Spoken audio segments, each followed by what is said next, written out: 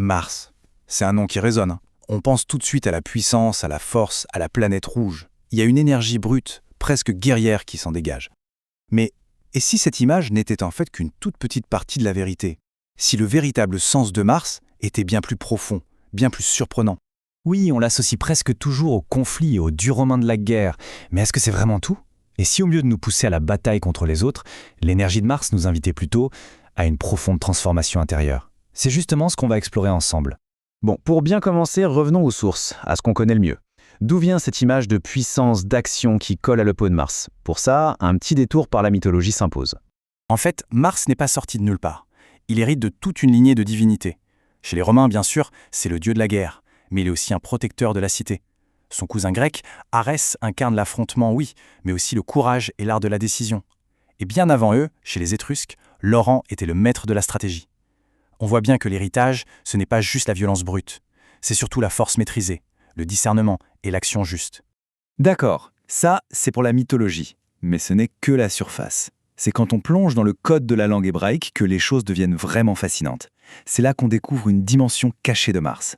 Alors voilà, en hébreu, Mars s'écrit avec ces 4 lettres, Mem, Aleph, Resh, Samek. Et il faut savoir que dans cette langue, chaque lettre a une signification, un poids, une énergie. Ce n'est pas juste un mot, c'est une formule, une véritable révélation qui attend d'être décodée.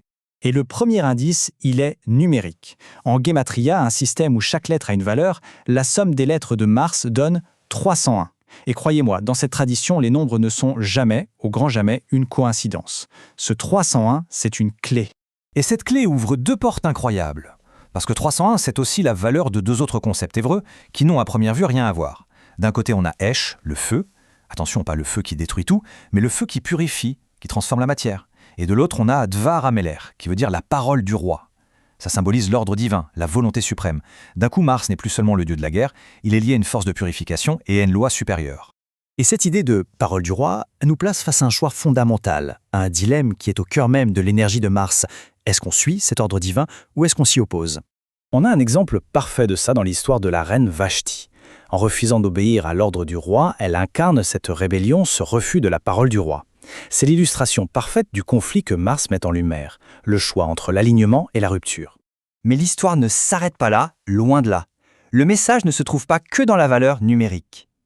Un avertissement bien plus direct encore est littéralement gravé dans les lettres du mot lui-même. Regardez bien. À l'intérieur du mot Mars, en hébreu, on peut lire un autre mot, Assar. Et Assar, ça veut dire interdit, prohibé. C'est un premier signal d'alarme très clair. Avec cette énergie, il y a une limite à ne surtout pas franchir. Et il y a un deuxième mot encore plus troublant. Ces mêmes lettres peuvent aussi se lire Arès. Mais là, ce n'est pas un simple clin d'œil au dieu grec. En hébreu, le mot Arès signifie venin, poison. Le message est d'une clarté redoutable. Cette énergie de Mars, si elle est mal utilisée, mal orientée, se transforme en un véritable poison spirituel. Alors, la question est posée. Face à ce poison potentiel, que fait-on? Comment maîtriser cette force pour ne pas s'empoisonner? Heureusement, comme pour tout poison, il existe un antidote. Un enseignement qui permet de transformer le venin en remède. Et cette clé, elle nous vient peut-être de Yeshua, dans l'évangile de Marc. Une parole assez spectaculaire. Mais attention, il faut bien la comprendre. Il ne s'agit pas ici d'une promesse de super pouvoir physique. Le sens est bien plus profond. Cet enseignement parle en fait d'une alchimie intérieure. Il nous dit qu'il est possible de développer une force d'âme, un courage intérieur si grand que les poisons de l'esprit, la colère, la peur, le ressentiment n'ont plus de prise sur nous. C'est exactement ça, la maîtrise de l'énergie de Mars. C'est le pouvoir de transformer le venin en force et de faire de la tension une forme de vigilance spirituelle. Et au fond, cette idée que la bataille la plus cruciale se déroule à l'intérieur de soi, ce n'est pas l'apanage d'une seule tradition. C'est une vérité spirituelle universelle qu'on retrouve absolument partout. Regardez, en islam, on parle du jihad an-nafs, la guerre sainte contre son propre ego. Dans le judaïsme, c'est la lutte permanente contre le yetzer hara, le mauvais penchant qui est en chacun de nous. Dans le bouddhisme, c'est le principe même de l'action juste qui demande une maîtrise de soi de chaque instant. Les mots changent, mais l'idée fondamentale reste la même. En fait, ça repose sur un principe de guérison qu'on connaît très bien. Pensez à un vaccin. On utilise une version affaiblie du virus, une particule du poison, pour que le corps apprenne à se défendre et devienne plus fort. Eh bien, spirituellement, c'est exactement la même chose. C'est en affrontant nos défis, nos propres poisons intérieurs, qu'on trouve la clé de notre force. Le poison devient l'antidote. Donc, si on devait résumer tout ça, le véritable message de Mars se déroule en 3 temps.